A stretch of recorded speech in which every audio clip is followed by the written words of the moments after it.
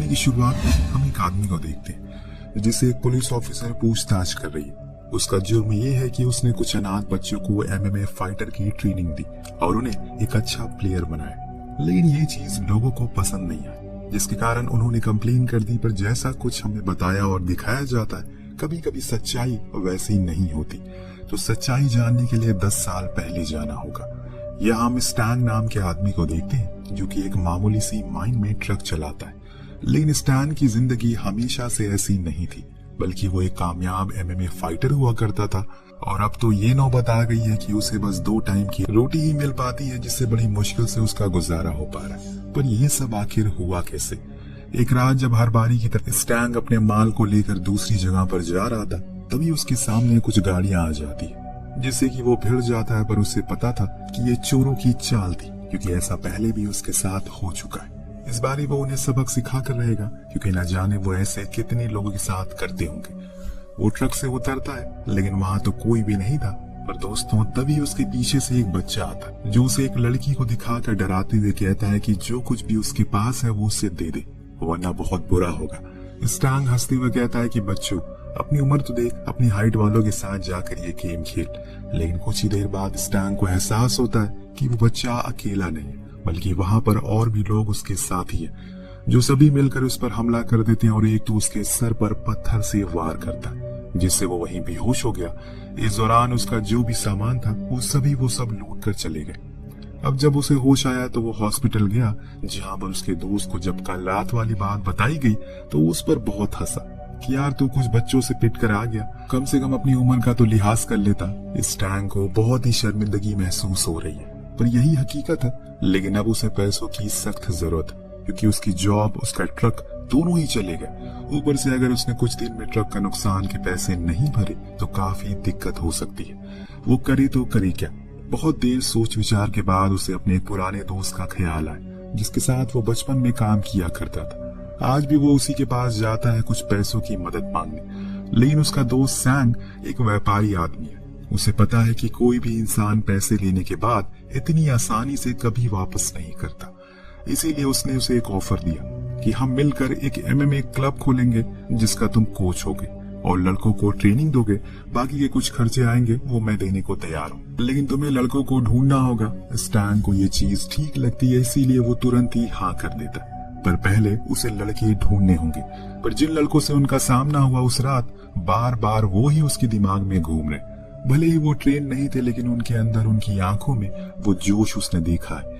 इसीलिए वो अपने एक दोस्त को लेकर उसी एरिया में जाता है, पर इस बारी उसकी ट्रक को लेकर, ताकि वो फिर से उसी जाल में फंस जाए। लेकिन इस बारी उन लड़कों का प्लान उल्टा पड़ जाता है, कि वो सभी इनकी गिरफ्त में आ जाते हैं। लेकिन स्टैंग उन्हें मारता पीटना नहीं, बल्कि खूब खाना खिलाता है और कहता है कि वो उन्हें 30 दिन तक तीनों टाइम खाना देगा। लेकिन उन्हें ये चोरी करने वाले काम को छोड़कर वो करना होगा जो वो उन्हें सिखाएगा। इसके बाद उनके मैचेस होंगे। अगर वो जीते तो जो भी पैसे मिलेंगे उसमें से आधे आधे उनके होंगे। अब इतने पैसे मिलेंगे, ये सुनकर वो सभी मान गए। इसके बाद इनकी ट्रेनिंग शुरू हो जाती है। लेकिन 10 दिन के भीतर स्टैंग को पता चलता है कि सैंग को पुलिस ने पकड़ लिया, क्योंकि वो नकली दवाइयों का कारोबार कर रहा था। उसके सारे पैसे उन्होंने रख लिए, यानी कि अब स्टैंग को एक भी पैसा नहीं मिलने वाला। जो कुछ भी उसने सेव करके रखा था वो भी उन बच्चों में लगा दिया। इसलिए एक शाम वो सभी को इकट्ठा करता है, उन्हें बताता है कि अब उसके पास कुछ भी नहीं बचा उन्हें देने को, और इसीलिए बेहतर होगा कि वो उसे छोड़कर अपने अपने रास्ते चले जाए।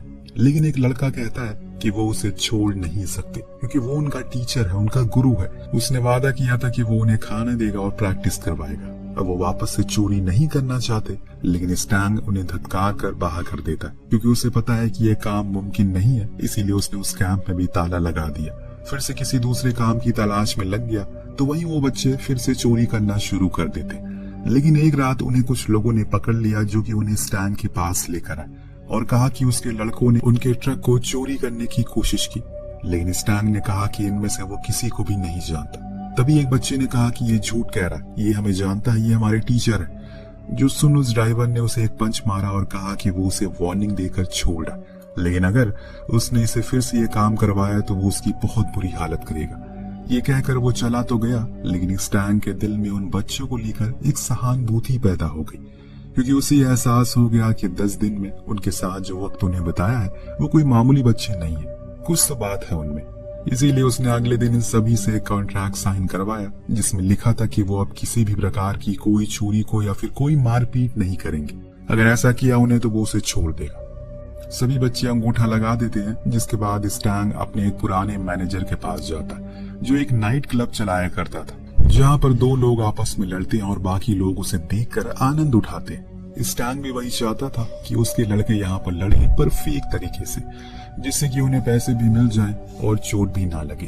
पर यह प्लान उसके मैनेजर को नहीं पता, बल्कि स्टैंग ने तो अपने बच्चों की इतनी तारीफ कर दी कि वो तुरंत ही मान गया।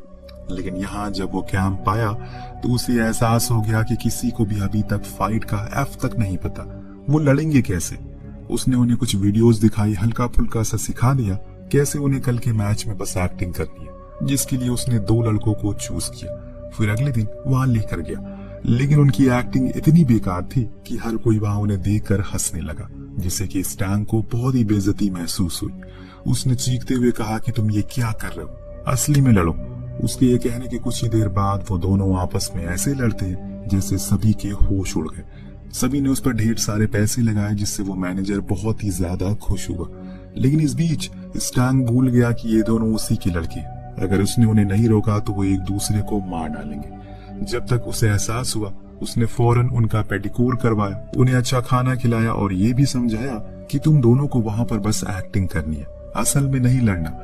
अगर ऐसे ये लड़ोगे तो सारे पैसे तुम्हारे इलाज में चले जाएंगे। और जो भी कुछ पैसे इन्हें मिले थे, स्टैंग उनके लिए नए जूते, नए ग्लव्स, अच्छे कपड़े सब कुछ खरीद कर देता है और अपने कैंप में भी उन्हें सोने को देता है। यानी कि अब से वही उनका घर है। धीरे धीरे करके अब समय बीतने लगा है, जिसके साथ साथ अब वो लड़के भी लड़ना सीख रहे, यानी कि फेक एक्टिंग सीख रहे। सभी को अब अच्छा खाना और कपड़े भी मिलने लगे, जिससे उनका और भी मन लगा रहता है।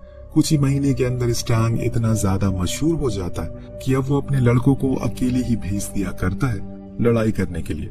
उसे उन पर इतना ज्यादा भरोसा हो गया कि अगर वो कभी कभी हार भी जाते हैं तो सामने वाले 2-4 असली के पंच मारकर उसे पब्लिक को ये एहसास दिला देते हैं कि वो सच में लड़ रहे हैं। सब कुछ बहुत अच्छा चल रहा है और स्टैंग भी कुछ ही महीने के अंदर एकदम अय्याशी वाली जिंदगी जीने लगा। पर एक दिन लड़ाई के दौरान माफिया के कुछ गुंडे ने डिमांड करी कि ये दोनों लड़के चाकू से लड़े, क्योंकि उन्हें कुछ डाउट लगा।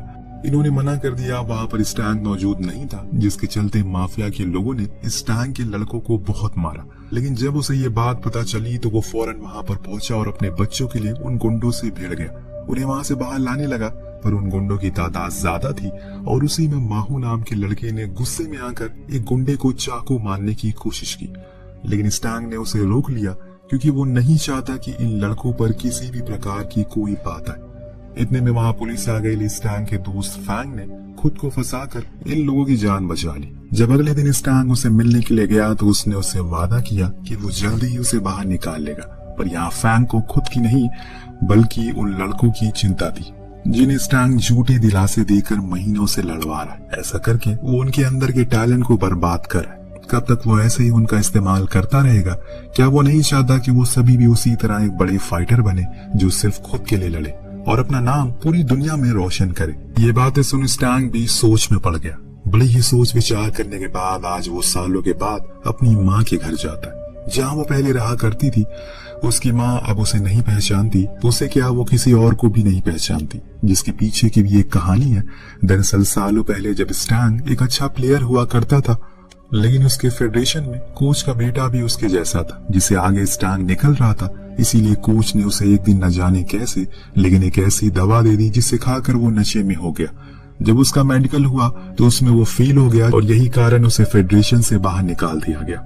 पर उस दिन हर माँ की तरह स्टैंग की माँ भी उन बड़े लोगों के आगे हाथ पैर जोड़ रही है, क्योंकि उन्हें पूरा भरोसा है कि उनका बेटा ऐसा कभी नहीं करेगा। वो खुद के सपनों को ऐसे लात नहीं मारेगा, लेकिन हमेशा हर जगह जैसे गरीब पिसता है, वैसे ही उस दिन ये भी लोग हार गए। उन्होंने उसके सारे मेडल उससे छीन लिए। उस दिन जो सदमा उसकी माँ को लगता है, तब से उन्होंने अपना मानसिक संतुलन खो दिया। हमेशा के लिए लोगों की नजरों में पागल कहलवाने लग गई।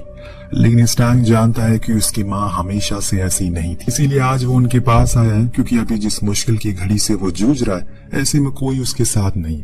वो क्या करे? क्या उन बच्चों को उनके हाल पर छोड़ दे या फिर उन्हें उस मुकाम पर पहुंचा दे जहां से दुनिया की हर मुसीबत आसान नजर आती है? अपनी माँ की आंखों में वो आंसू को देखकर स्टैंग को अपने सवाल का जवाब मिल गया और वो वहां से सीधा अपने खदान वाले कैंप पर गया। वहां सभी लड़कों को अपने बच्चों की तरह संभाला, उन्हें ट्रेनिंग देना शुरू कर दी, वो टेक्निक सिखाई जिससे वो खुद माहिर था। किसी समय मैदान के कई बार चक्कर लगवाए। उसके दो सबसे होशियार और मजबूत लड़के थे, उन पर ज्यादा ध्यान दिया, जिसकी बदौलत आज 10 साल के बाद वो उस मुकाम पर पहुंच गया है जहां उसके पास इतना टाइम नहीं है कि वो खुद से ही 2 मिनट सुकून से बैठकर बात कर पाए।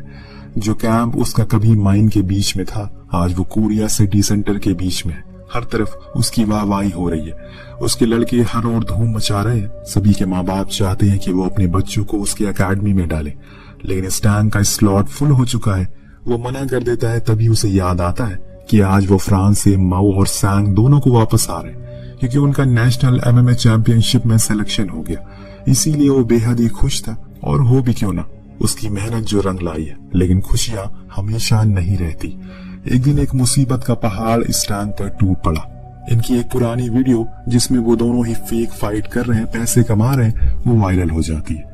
जो चीज MMA फेडरेशन के पास पहुंच गई, जिसे देखकर उन्होंने माहू और स्टैंग को गेम से बैन कर दिया, क्योंकि इससे समाज में गलत असर पड़ेगा। इतना ही नहीं, न जाने कहां से, लेकिन कुछ गुमनाम लोगों की कंप्लेन की वजह से स्टैंग पर कार्रवाई हुई, जिससे उसके कुछ पुराने बैकग्राउंड को खंगाला गया और उसे दोषी पाया गया। इसके कारण वो उसे अपना क्लब भी बंद करना पड़ा, क्योंकि लोगों का कहना था कि उन बच्चों को पैसे के लिए वो लड़वाता है, वो भी अनाथ बच्चों को। लेकिन सच्चाई क्या थी, बस वही बच्चे जानते हैं। लेकिन दोस्तों, स्टैंग हार मानने वालों में से नहीं है। उसने हर जगह सिफारिश की, चीफ से बात की, उन्हें समझाया कि उसे फंसाया जा रहा है। उनके आगे गिड़गिड़ाया, लेकिन किसी ने भी उसकी कोई बात नहीं सुनी। ने फैसला किया कि वो ऐसे बच्चों का टैलेंट जाया नहीं होने दे सकता। इसीलिए उसने एक और क्लब से बात की, उनसे कहा कि वो माहू और सैंग को ट्रेन करे, क्योंकि वो बहुत ही अच्छे प्लेयर हैं। उनके साथ वो अच्छा परफॉर्म करेंगे, जिसके लिए वो मान गए, क्योंकि इसमें उनका भी प्रॉफिट होने वाला है। क्योंकि स्टैंग ने अपने कमीशन भी काट दिया है, यानी कि जो भी प्रॉफिट होगा वो उन दोनों और ओनर के बीच में बट जाएगा। जब ये चीज उन दोनों को पता लगी तो वो दोनों स्टैंग पर काफी गुस्सा करते हैं, क्योंकि उन्होंने वादा किया था कि वो किसी और के लिए कभी नहीं लड़ेंगे। पर स्टैंग ने अब फैसला कर लिया। वो उनसे कहता है कि तुम मेरे साथ रहोगे तो हमेशा मुसीबत में रहोगे, क्योंकि मैं एक लूजर हूँ और लूजर के साथ रहकर कोई चैंपियन नहीं बनता। यहाँ से चले जाओ। पर वो लड़के जाने को राजी नहीं थे, तो स्टैंग ने उन्हें गुस्से में क्लब से निकाल दिया। और अब उनके पास कोई चारा नहीं बचता। पर वो रात स्टैंग के लिए बहुत गम की थी, क्योंकि उसने इतना सब कुछ सोचा था, इतने बड़े बड़े सपने देखे थे, लेकिन सब कुछ तबाह हो गया। वो कहते हैं ना कि दिल ना उम्मीद तो नहीं, नाकाम ही तो है, लंबी है गम की शाम पर शाम ही तो है। वो भयानक रात गुजरे हुए आज 1 साल हो गया। अब स्टैंग गांव-गांव जाकर उन जरूरतमंदों की मदद करता है। जो कुछ भी उसने सेव किया सब कुछ उन्हीं में लगा देता है। इस बीच कई बार न्यूज एजेंसी ने उसे कांटेक्ट करने की भी कोशिश की, लेकिन उसने कभी किसी से कुछ नहीं कहा, क्योंकि अब वो किसी और को कुछ प्रूफ नहीं करना चाहता। ऐसे ही घूमते हुए एक दिन वो अपने पुराने गांव पहुंच गया, जहां उसे माहू की बहन मिली, जो पहले से बेहतर है। उसने माहू के कुछ लेटर स्टैंग को दिखाया जो उसने विदेश से भेजे थे, जो पढ़कर वो बहुत खुश था। पर उसे ठीक नहीं लगा, क्योंकि वो लेटर्स फेक लग रहे थे। इस बारे में उसने उसे कुछ नहीं कहा, बल्कि वहां से वापस जाने लगा। तभी अचानक उसकी एक कार से टक्कर हो गई, जो कि वहां पर लावारिस खड़ी थी। शायद ये वही पुरानी चोरी करने वाली टेक्निक है जिससे स्टैंग पूरी तरह से वाकिफ है। वो नीचे उतरा, तभी उसका सामना एक लड़के से हुआ जो भागते हुए गिर पड़ा। जब स्टैंग ने उसका चेहरा देखा तो उसके पैरों के नीचे से जमीन खिसक गई। असल में दोस्तों, वो लड़का कोई और नहीं बल्कि माहू था। जी हाँ, वो विदेश में नहीं बल्कि यहीं पर है, उसी काम को अंजाम दे रहा है। वजह पूछने पर उसने बताया कि उस क्लब में उसे गलत टेक्निक सिखाई गई, जैसे कि उसका पैर टूट गया और तब उसे वहां से निकाल दिया गया। पर ये सब उसी के साथ नहीं हुआ। जब वो सैंग से मिलने गया तो उसने जब अपनी दुर्दशा बताई तो उसकी आंखों से आंसू भर गए। जब कोच ने उसे एक नशे वाली दवा खाने को दी जिससे उसकी परफॉर्मेंस और अच्छी हो जाएगी, पर वो इलीगल थी, इसीलिए मैंने नहीं खाई। तो उसके लड़कों ने मुझे बहुत मारा, मेरे घुटनों को तोड़ दिया और तब से मैं बेड पर हूँ। अपने दोनों सबसे होनहार और काबिल लड़कों की ऐसी हालत पर स्टैंग को रोना आ जाता है। इतनी मेहनत, इतना सब्र, सब कुछ बेकार हो गया। आखिर क्यों उसने उन्हें ऐसी हालत में छोड़ दिया? काश वो उनके साथ ही रहता तो कम से कम वो अपने पैरों पर खड़े तो हो पाते। यही सोच सोच कर वो बहुत रोता है, गुस्सा भी करता है। इसीलिए वहां से सीधा उसी कोच के पास गया। उसे खरी खोटी सुनाई, पर उसके लड़कों ने उसे बहुत पीटा। यहाँ तक कि कोच ने उसके कंधे को तोड़ दिया, फिर उसे जेल में डाल दिया। लेकिन स्टांग अब चुप बैठने वाला नहीं था। उसने एक मीडिया से कांटेक्ट किया, उससे कहा कि वो इंटरव्यू देने को तैयार है, जिसके लिए एक बड़ा सा शो रखा गया, जहां उसे तीखे सवाल किए गए। एक वीडियो भी दिखाया गया जिसमें माहू उसके खिलाफ बयान दे रहा है कि स्टांग ने उनका इस्तेमाल किया। पर जब स्टांग ने अपनी तरफ से एक वीडियो दिखाई तो उसमें देखा गया कि कैसे वो बच्चे जो क्लब बंद होने की वजह से वहां से रोते हुए घर की ओर जा रहे, उनके सपने टूट गए हैं सिर्फ कुछ साजिशों की वजह से। साजिश का नाम सुन रिपोर्टर ने सवाल किया, क्या आपको किसी पर शक है? तो स्टांग ने उन क्लब वालों का पूरा कच्चा चिट्ठा खोल दिया और सभी को बताया कि कैसे वो अपने प्लेयर को खास किस्म के दवाइयां देते हैं ताकि वो गेम को जीत सके। तो वही मैं जिसे अपना गुनहगार समझ रहे हैं, तो मैंने तो उस सड़क पर चोरी करने वाले लड़कों को उनका हुनर पहचान कर उनकी मदद की, जो कि वो कभी देख नहीं सकते। उसके इस आरोप से हर तरफ सनसनी फैल गई। फेडरेशन क्लब पर रेड करी गई तो उन्हें वो सब मिल गया जो कि स्टांग ने बोला था। इसके बाद माहू और सैंग पर लगे हुए आरोपों को भी हटा दिया गया। स्टांग भी फ्री हो गया। वहां सैंग का इलाज करवाया गया, उसके पैर तो ठीक हो गया, जिसके बाद वो अपने भाई माहू से मिलने गया जो कि जेल में बंद था। दोनों आमने सामने थे पर बीच में उनकी एक जाली थी, लेकिन जज्बात अभी भी बरकरार थे। सैंग ने अपने भाई से वादा किया कि उसका और स्टांग का दोनों का सपना वो पूरा करेगा, किसी भी हाल में चैंपियनशिप जीतेगा। उसके लौटने के बाद सैंग ने जी जान लगा दी और पहुंच गया उस स्टेज पर जहां पर जाने से उसे हर किसी ने रोका, पर वो आज दुनिया से लड़कर वहां पहुंच ही गया। The final of MMA championship. जहां लड़ाई शुरू हुई तो उसका अपोनेंट उस पर भारी पड़ता हुआ दिखाई दे रहा है, लेकिन राउंड द राउंड सैंग अपने हर उस दिन को याद करता है जो उसने उस खदान में बिताया। हर उस इंसान को याद करता है जिन्होंने उसके लिए अपना सब कुछ गवा दिया, जिसमें सबसे पहला नाम था स्टांग का, जो दूर से उस मैच को देख रहा है। इन्हीं लोगों की दुआओं के कारण वो जीतने लगता और आखिरी राउंड में वो अपने अपोनेंट को नॉकआउट कर देता है। आज सैंग ने उस मुकाम को हासिल कर लिया। इस जीत को उसने कभी सपने में भी नहीं सोचा था। ये देख दूर खड़े स्टांग की आंखों में आंसू गिरने लगते हैं, पर ये खुशी के थे। वहीं जेल में माहू अपने भाई की कामयाबी से बहुत खुश है। इस जीत के बाद कोर्ट ने स्टांग के क्लब को फिर से खोल दिया और इजाजत दे दी। जो दूसरा क्लब था उसे हमेशा के लिए बंद कर दिया गया, जिसके साथ ही इस कहानी का यही पर अंत होता है। इस कहानी से यही सीख मिलती है कि दुनिया आपको हर बारी गिराने की कोशिश करेगी, लेकिन आपको गिरना नहीं है, क्योंकि मंजिल उन्हीं को मिलती है जिनके सपनों में जान होती है। पंखों से कुछ नहीं होता, हौसलों से उड़ान होती है। आपको कहानी कैसे लगी हमें कमेंट करके जरूर बताएगा। मिलते हैं अगली वीडियो में। Thank you so